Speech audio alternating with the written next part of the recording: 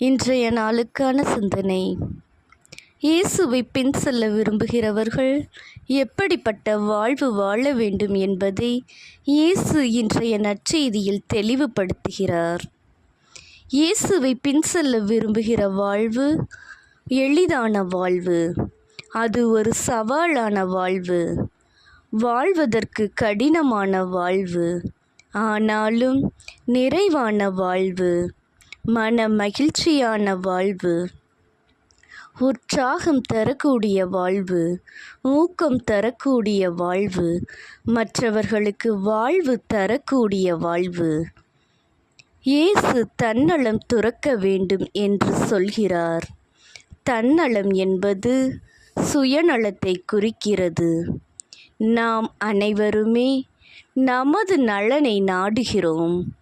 எல்லாவற்றையும் நமது நலனை கருத்தில் கொண்டு பார்க்கிறோம். நான், எனது என்கிற அந்த சுயத்தை விடுவதற்கு இயேசு அழைப்பு விடுக்கிறார். நம்மிலிருந்து வெளியேறி அடுத்தவர் நலன் காக்கிறவர்களாக வாழ இயேசு நம்மை பணிக்கிறார். ஆனால் அது எளிதானதல்ல, இயலாததும் அல்ல. இயேசுவோடு நாம் இணைந்து இருந்தால் அனைத்தும் சாத்தியமே.